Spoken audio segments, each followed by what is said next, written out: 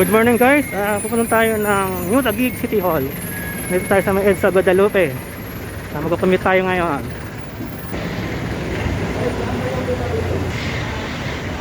FTI. Busy day ang baba natin.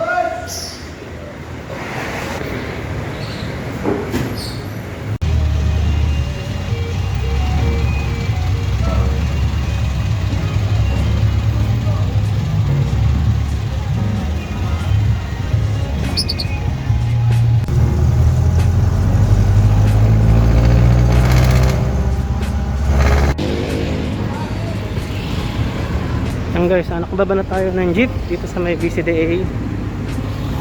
Hindi tayo masyado nakapag-video sa loob ng jeep, kaya box lang kasi may mga recent vlogs tayo dito.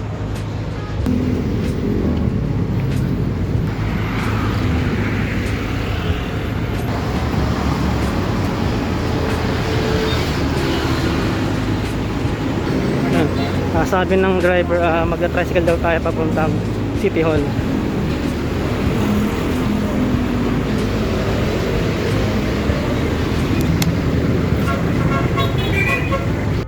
Ayan guys, hindi na pala ako mag-tricycle.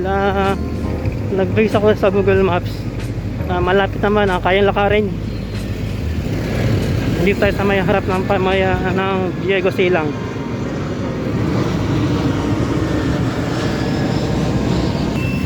Yan guys, naglalakad tayo sa may C5 Road. Yan, along C5 Road. Yun pala guys, kakanan tayo ng Jollibee dito sa may C5 Road. Doon ay papuntang City Hall. Mali pala guys, hindi pala doon. Diretso pa pala tayo. Nalito tayo doon sa Google Map. Yan, dito sa pangalawang kanto pa pala. Yan, ito guys, yan, kakanan na tayo dito.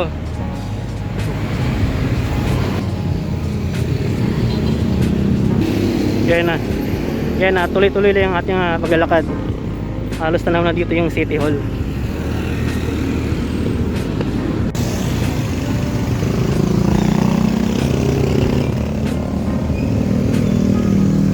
Yan guys, ito na yung City Hall yan, sa tapat natin. Tatawid na lang tayo dyan. Parang ongoing pa yung construction ng City Hall ng Taguig. Yan guys, ang tip ko lang sa inyo, pwede sama kayo ng minibus or jeep.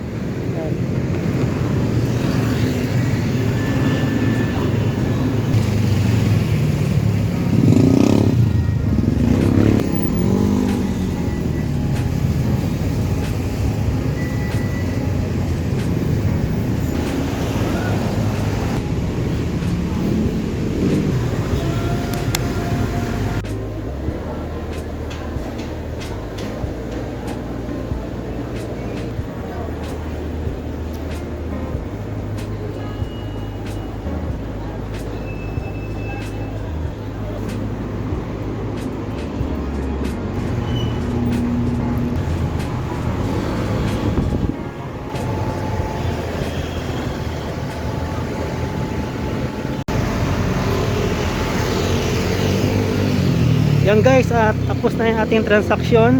Pumunta tayo ng meeting dito sa Taguig City Hall, dito sa may BCDA. Yan guys, thank you sa ating pagsama. How to commute from EDSA Guadalupe to Taguig City Hall. Dito lang guys, don't forget like, share and subscribe.